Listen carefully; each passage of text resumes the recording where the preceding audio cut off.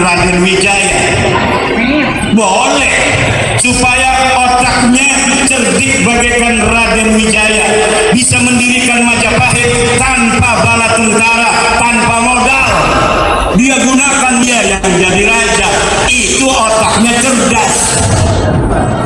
Dan kita ini turunan Raden Wijaya, turunan Fatah. Bukan saja mereka, tapi juga turunan Ken Arok. Kalau mau licik-licikan, Mas ada kelas licik dari Ken Arok, saudara.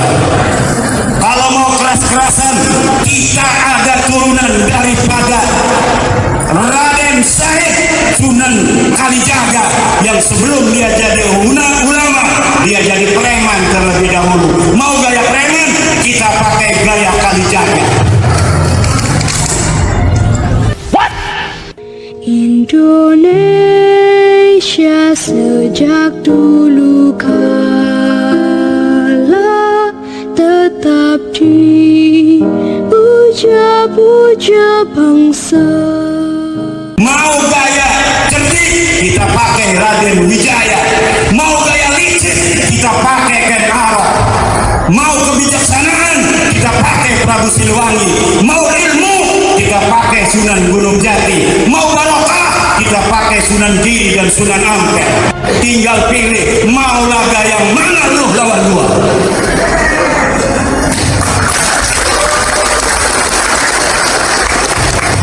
Mau keberanian, kita punya telah keberanian.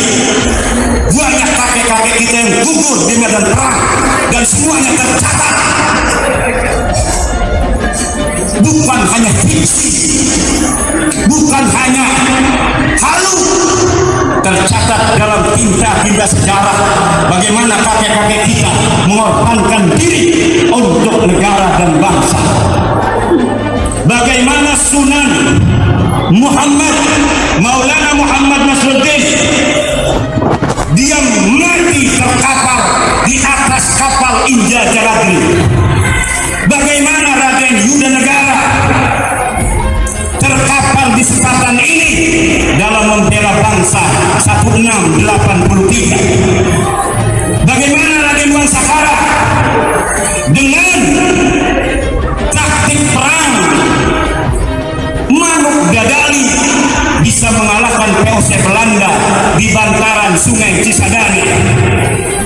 Bagaimana Raden Wilanegara Syekh Ciliwulung terkapar bersama Pangeran Ingayuda di Tanara hari Sabtu tanggal 25 Desember 1682 dalam sisa-sisa pasukan Banten yang melawan ribuan tentara Belanda.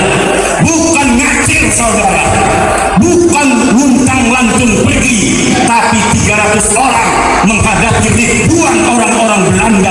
Dia hadapi dengan petikan keyakinan takdir sampai Raden Ciliwulung Wilanegara terkapar bersama Pangeran Ingayuda, putra daripada Sultan Agung Tirtayasa.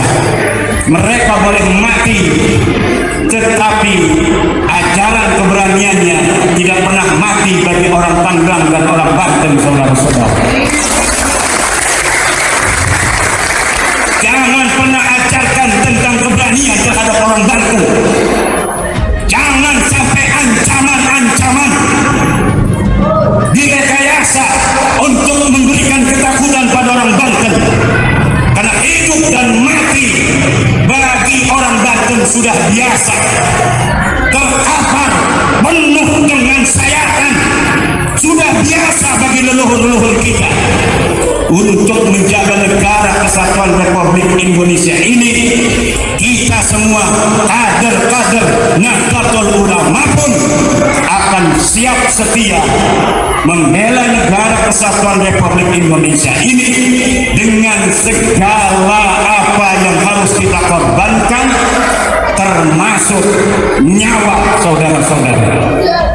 Kenapa kalian melongo? Tepuk tangan.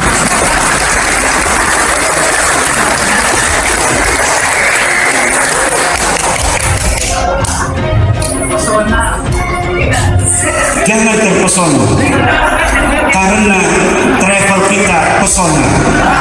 Kita doakan travel pesona yang memberikan satu paket umrah untuk peserta yang hadir PKPNU ini. Allah berikan keberkahan kepada travel pesona yang daftar ribuan setiap bulan. Amin. Untungnya miliaran. Nanti kita adakan lagi tahun depan berapa dia ngasih umrah untuk peserta yang hadir di sini. Kita doakan juga dari Bapak Khalid Wijaya, Khalid Ismail, lagi terpesona oleh Raden Wijaya. Khalid Ismail dari Ketua DPRD Kabupaten Tangerang yang telah ngasih 3 umrah untuk peserta hari ini. Kita doakan semoga hajat-hajatnya terkabul, diberikan afiah oleh Allah Subhanahu wa Ta'ala. Hadirin, karena waktu yang sudah sore, ingat satu hal, Mbah Hasyim Asy'ari mengatakan, siapa orang yang mengurusi NU akan aku anggap sebagai santriku, dan siapa yang aku anggap sebagai santriku maka dia akan aku doakan husnul khatimah.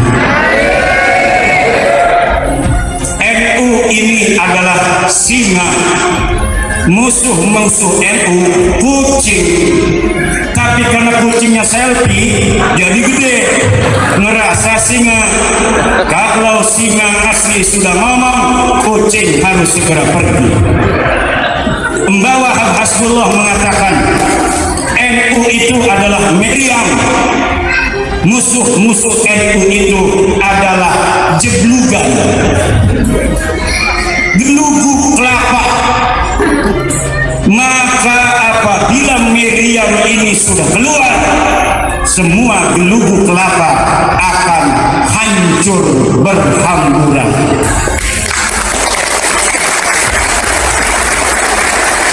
Semoga kita diberkahi Allah, Indonesia menjadi negara yang aminatan mutmainnah, dan semua warga bangsa akan saling mengasihi. Mulai saat ini, mari kita seuyunan, saling asa, saling asih, saling asuh. Tidak boleh ada satu suku merasa lebih tinggi dari suku lainnya. Tidak boleh ada satu keturunan lebih mulia dari keturunan lainnya. Dalam Islam, kemuliaan itu hanyalah takwa. Inna akramakum indallahi atqakum. Kalau engkau pengen mulia, maka bertakwalah. Yarfa'illahu alladhina amanu minkum walladhina utul ilma darajat. Kalau engkau ingin tinggi pangkatnya, maka beriman dan berilmulah. Wallahul muwaffiq ila aqwamit thariq. Wassalamualaikum warahmatullahi wabarakatuh. Bib Urakan.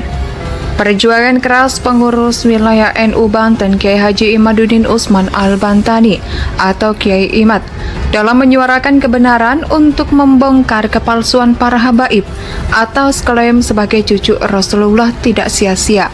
Bahar Smith yang selama ini paling getol mengeksploitasi umat atas nama darah suci Nabi dengan memperbudak umat demi kepentingan materi dan propaganda klan Balawi sebagai ras paling mulia di negeri ini. Semakin terpojok tak berkutik, Bahar Smith pula yang paling ngotot memvonis keturunan Wali Songo telah terputus, sehingga tak ada lagi keturunan Nabi kecuali mereka yang tercatat di Rabitah Alawiyah, yang menurut versinya dan para kroco-kroco pendukung diklaim sebagai yang paling absah untuk menentukan siapa itu keturunan Nabi. Perang narasi di medsos kalah telak, pembuktian dengan metode ilmiah kosong melompong, tak bisa menunjukkan kitab nasab kredibel, tak ada sertifikat pengakuan isbat dari Nakobah internasional maupun dari negeri leluhur mereka, Yaman. Tidak pula tes DNA kecuali narasi konyol bongkar makam Nabi dan kowar-kowar di medsos saja. Saking paniknya agar jangan sampai jadi mantan Habib, setelah segala upaya pencitraan dan propaganda gagal total, kini Bahar Smith tengah membuat strategi playing victim lewat drama Korea penembakan dengan skenario acak adut dan malah jadi guyonan warganet di dunia maya. Terlepas dari kebenaran drama itu, fakta atau hoax buat pengalihan isu agar tak dituntut tes DNA. Namun, presiden buruk kasus Ratna Sarumpait 5 tahun silam bisa terjadi. Alih-alih mendapat simpati publik, malah mendekam di balik jeruji besi. Semoga tak terjadi hal yang seperti ini. Di sisi lain, Kiai Imad terus bersuara lantang dan pantang mundur atas penelitian ilmiah soal nasab yang terlanjur sudah dilakukan.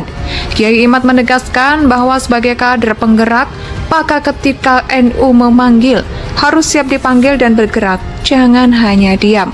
Hal itu disampaikan oleh Kiai Imad dalam tausiahnya di acara silaturahmi dan halal bihalal kader penggerak Nahdlatul Ulama atau KPNU Tangerang Raya di Pondok Pesantren At-Tazir Nurul Ghazali, Sepatan, Kabupaten Tangerang, Banten. Kiai Imad juga menegaskan bahwa Nahdlatul Ulama bukan organisasi nasab.